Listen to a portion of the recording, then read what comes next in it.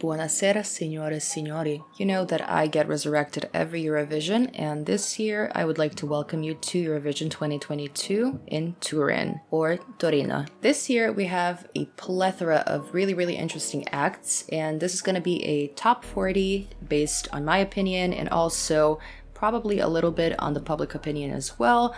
I will be ranking these songs based on my opinion, how much I like the songs, but also I'm going to be ranking them based on the Eurovision factor, how appropriate or inappropriate they are for Eurovision, based on the quality of songs, quality of vocals, message behind them, and just general likability of the songs. So before we get into the thick of it all, I'm gonna go ahead and just get the non-qualifiers out of the way. If you're not quite sure how Eurovision works, let me explain. So, we have two semifinals. In semifinal 1, we had 17 songs, and in semifinal 2, we had 18 songs.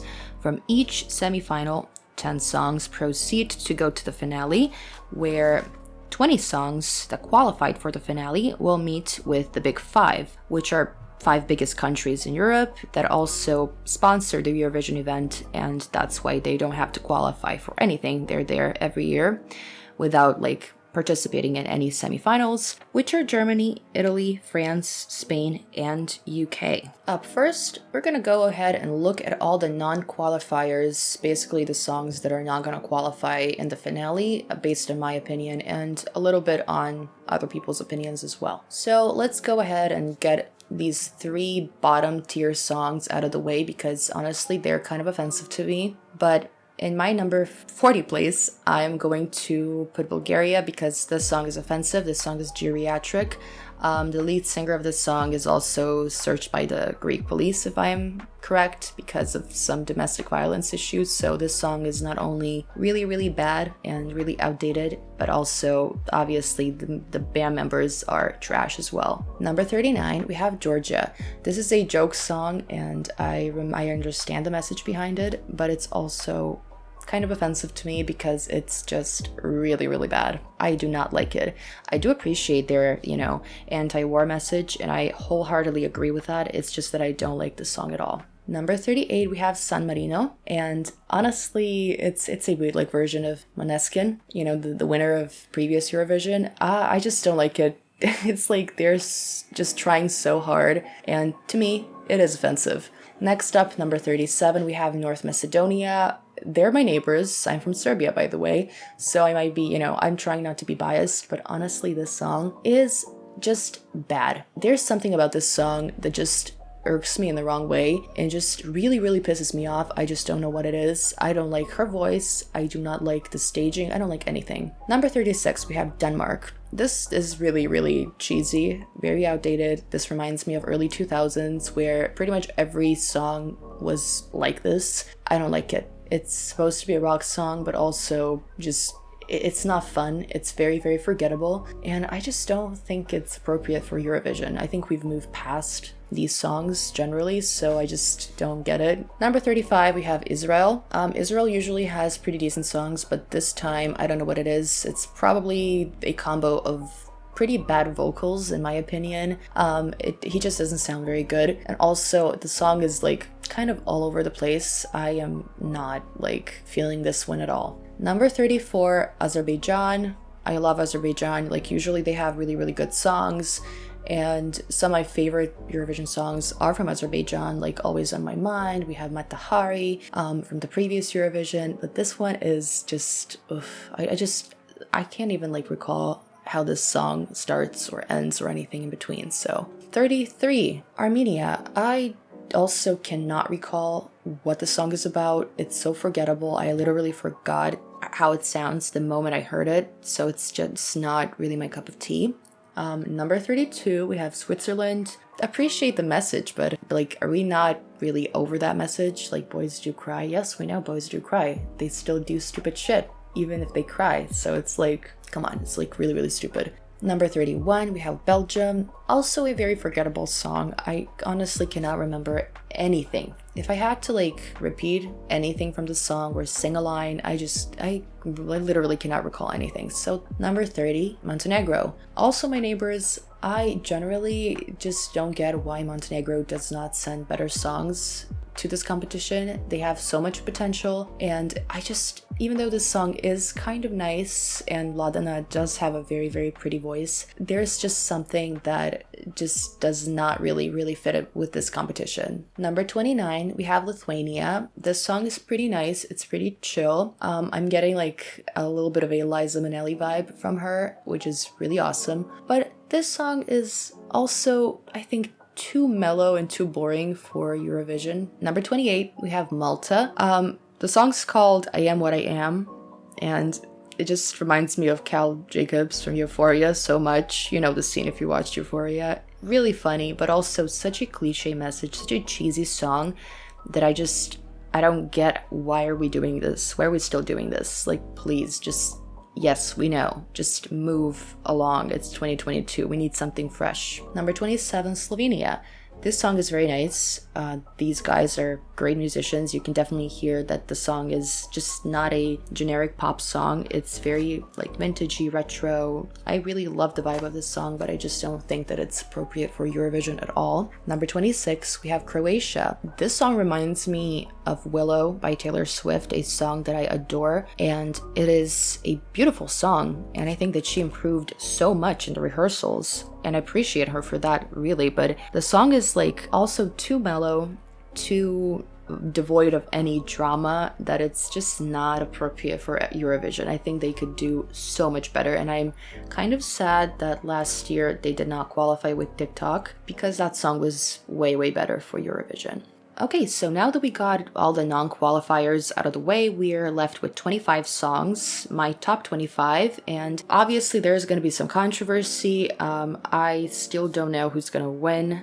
This is based on my opinion, and also the odds, because the odds usually have a good idea of who's going to at least land in like top 10, so I'm going to try to mix those two together. All right, let's go. Number 25, we have Germany. This song, even though Germany is like in the big five, Germany almost never sends a good song. I don't know what it is. Like the last two songs were from Lena.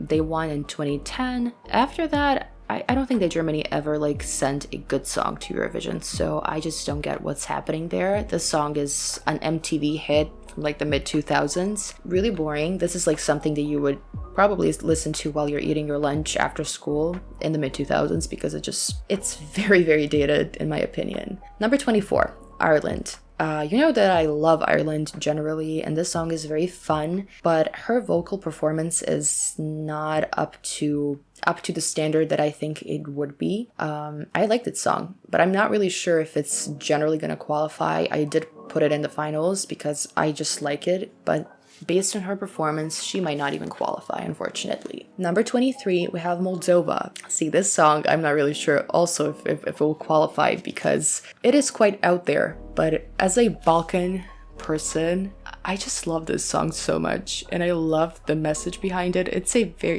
very like politically charged message. And Moldova, as an ex-communist country, has every right to be pissed off at anything going on in Eastern Europe, because it's horrible generally. So I really appreciate the message. I love how upbeat it is. I love the music video. If you haven't seen it, love it. It reminds me of this like one of these like old school Serbian movies from like I think the 80s, and it's so fun. But as I said, I'm not really sure if they're gonna qualify at all, because it's a strange song for Eurovision. Very ethnic, very upbeat, but I think it deserves to be in the finals because it's really fun. Number 22, we have Latvia, the sexiest eco-friendly group in the world. I mean, they do eat veggies and kitty cats, but it's it's a meme song. It's probably the most popular song on TikTok because of its memeability, but I don't really think how the public will react, because it's quite in your face. It's kind of like shoving the eco-friendly, sustainability, ecological awareness message into your mouth, into your throat, basically. And I don't know how people don't like to feel like they're being preached at. It's just, I get if it's a little abrasive, it can be, but it's also very fun. So that's why I would love to see it in the finals. Number 21, we have Iceland, Sisters. Who would have thought? It's like Haim Sisters, but just from Iceland. I mean, non-offensive song, really, really pretty, but it's kind of boringish. I mean, Iceland generally has pretty decent entries. We had so many really cool songs from Iceland this year. I unfortunately think that's not really the case. Number 20, we have Czech Republic. Czech Republic is going down the slightly EDM techno route. I think that the ranking of Czech Republic will greatly be affected by the performance, especially the vocal performance of the lead singer, and I want them in the finals, but I'm not really sure if we're gonna see them in the finals because of that factor. Number 19, Romania, Yamame. I really like this. Romania never really disappoints me because they have this amazing like Latin vibe that I really love, and a lot of really good music producers are from Romania. If you live in like Eastern Europe, Southeastern Europe, you know that the soundtrack of your life, especially during the summer, is based around Romanian house songs, and this is definitely going to be a radio hit, and I can see this on pretty much every radio station during this summer, and I appreciate it for it.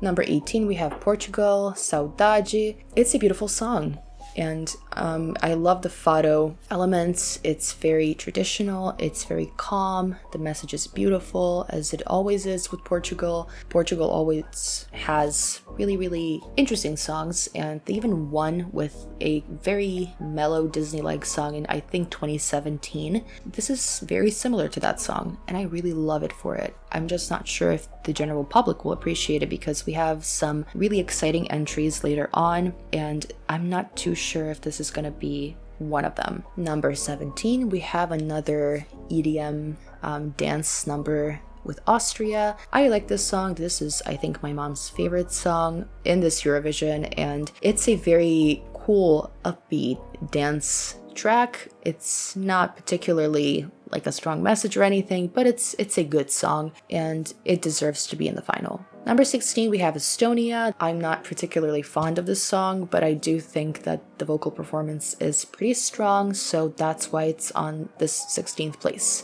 Number 15, we have Albania. This year, Albania slayed. I love the song, but I'm very, very concerned about the performance. I'm concerned about the costuming, the scenography. I just don't know what's happening, but I've heard that there's some issues with the scenography, so I am a little bit scared for her. But if she delivers, then we're good. Number 14, we have Finland. So the Rasmus, I think that's what you call them, was a very popular band, a very popular Finnish band in the early 2000s. I like them. I was never a huge fan, but I liked some of their songs. They were very, trendy at the time. But unfortunately, this song does not stray from that formula, so this song kind of sounds like something that they produced back in the mid-2000s. I would eat this up like immediately if I was 13 again, but I'm not 13 anymore, so this just comes off as cheesy and a little bit lazy. And I also said that about Finland's last year's entry, which kind of ranked at a better place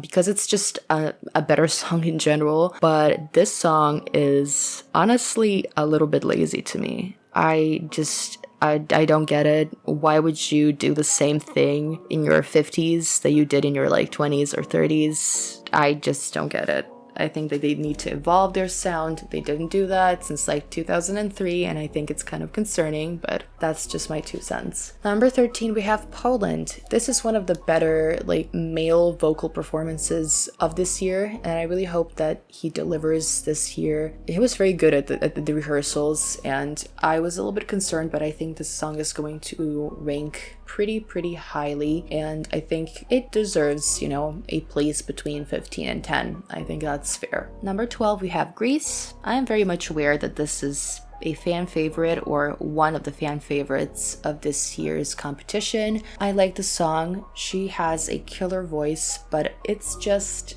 it's a little bit predictable to me. I am not a huge fan. I appreciate it for what it is, but I am not the biggest fan of this song. So number 11, we have France. Honestly, I would put this song way up higher because it's one of my favorites on the list. I don't think it's gonna rank that well, but this is Shum, but this year's Shum, okay? This is my Shum this year. I love it. I think it's a perfect blend of EDM and traditional. elements, and I'm a sucker for that, you know that. And I love this song. It just gives me like this pagan festival in the woods type of vibe. It's very witchy, definitely, and I could see it in a like witchy soundtrack for like a movie about obviously witches or something, you know, slightly mythological and supernatural. It would fit right in. I love it, and I really hope that it qualifies to be in the top 10. I doubt it, but I would really love that. So I placed it at a high number 11. Number 10, we have Cyprus, and she is just phenomenal. First of all, I really fell in love with this song the first time I heard it. It just reminds me of summer. It reminds me of the Mediterranean. And also, I am not sure if you've noticed, but you know that I noticed, it is very queer-coded. Like the whole song and also the music video, heavily queer-coded. Just take a look at it and let me know what you think. And I love her for that. If she did that on purpose, which I think she did, I love her for that. We love representation on Eurovision. Number 9, Serbia. You know I'm biased because I am from Serbia, but I genuinely think that Konstrakta has one of the most original acts in Eurovision ever. I just love the message. I love that it's more like a performance and an art piece than a song. You need to listen to it a couple of times, obviously with subtitles if you're not Serbian or if you don't understand Serbian. And she's just phenomenal. She is actually like an architect. She's been in multiple bands throughout her life, and she is such a strong jazz vocalist, but also a great performer and an artist, and I'm so happy that she is representing Serbia this year, and I want her to win, obviously, but I don't think she will, but I do think that she will be in top 10. Number 8, we have Australia. Australia is probably going to be the jury favorite, I'm suspecting. One of those like really strong male vocals, and I like the song. I think it's probably the strongest solo male performance. Well, also UK, but Australia is a fantastic solo act. He has great vocals. The song is dramatic. The costuming is great. So I do think this is going to be the jury favorite. Not sure how the televote's going to vote for this song, but I'm suspecting that the jury will eat this up. Number 7, we have Sweden. Sweden is also one of the fan favorites this year. I get the appeal. I think it's a very pretty song, but I do not think that it's a winner. I think it deserves to be in the top 10, but I do not think it's a winner. Sweden usually never messes with the songs. They either produce like a good song or a great song. So I've never really heard a awful song from Sweden. And this year, I think this is in the good category. It's not incredible, it's not great, but it's a good song. Number 6, we have the United Kingdom. And finally, United Kingdom actually sent a talented and really capable performer, and this year the song is actually incredible and I love it. I don't think the UK, I'm not really sure if UK will even get to top 10, not because the song is bad, because people generally don't like UK at all, so probably that's why, you know, there's a chance that they will not get to top 10. But Spaceman, that's a great song. That's a first song from UK that I genuinely like, and I really appreciate them for that. They actually listened to the public this time. Number 5, we have the Netherlands. Netherlands also lately has like really good songs. We have Duncan, who won the Eurovision contest in 2019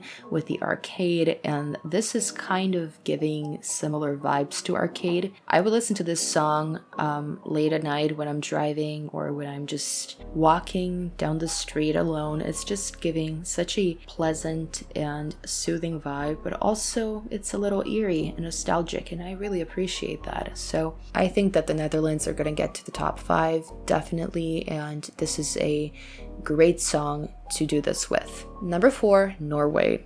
So when it comes to Norway, we know that it's going to get to top 5 because the televote is going to go crazy for this one, especially younger voters, because this is just extremely fun, from the backstory, the costuming, the performance. You know, it's just a fun, catchy song. Some people even suspected that this is Ylvis, you know, the guys who wrote What Does the Fox Say? I'm not really sure if that's true. I don't think so, but it's in the same vein, and it's a very fun meme act. They're incredible on TikTok, by the way. I follow them on TikTok, and they're probably the funniest group of performers this year, especially on social media. So they're one of my favorites too. I would love them to win. That would be really, really fun. I don't think that they will win because I think that the jury will have other things in mind. But if the televote was the only way to go, I think that they would probably win by a landslide. Number 3, we have Spain. We have Beautiful Chanel with Slow Mo, one of my favorites too. I'm a sucker for Spanish. I love everything about this song. She's basically like Spanish J-Lo, and she obviously reminds me of Eleni Foureira from Cyprus in 2018, I think. She is incredible, an incredible performer, beautiful dancer. I just wish that her vocal performance would be up to par with her dancing. She is incredible. She has the whole package. I just wish that the vocal performance would deliver a bit more punch. Number 2, we have Italy, also one of my favorites. Mahmoud and Bianco, like, that's a beautiful combination. You guys know that I love Mahmoud. Like, Soldi is probably one of my favorite songs ever from any Eurovision. It's just such a beautiful song, and his discography is also amazing. You need to take a look at it. You need to like listen to his like complete discography if you're interested in that kind of music. And also Italian is a beautiful language. I think these two have such a good chance to win again, which, you know, sometimes that happens in Eurovision. I think that happened with Ireland in the 90s, and this is a beautiful song. I just hope that the vocal performances from these two like will deliver, and I think that they do need to work on harmonies. It's a very difficult song, so if they do that, I am definitely going to think that they will at least be in the top 5, if not even win the whole competition. And number 1, we have Ukraine. I do believe that Ukraine has the highest chance of winning this year. There is an influence because of the ongoing political crisis and war in Ukraine, and even though I, don't think it's fair to vote for somebody just because of their current unfortunate situation in their home country, I do think that Ukraine has an absolutely amazing song. It's a beautiful message. It is actually heart-wrenching. I kind of like almost teared up when I first heard it because it just has a lot of meaning, especially in that situation. So I don't really think that you should vote for them if you don't like this song, just solely on the fact that they're in this horrible situation that they are in right now. But I do believe that Ukraine is definitely going to be either a winner or a strong second place. So that is my top 40 for today. I really hope you enjoyed it. And please let me know in the comments down below if you like to see like another winner, or if you have different opinions on pretty much any of these entries that I just mentioned. Also, if you like, please subscribe to my channel. I will make more Eurovision content, and also I generally make content about queer media in general, so if that's something that you like, give this video a like. And do subscribe to this channel. I know I'm inactive, but sometimes I might surprise you and put out another video once in a while. So please do that if you want, and I will be seeing you next time. Bye bye.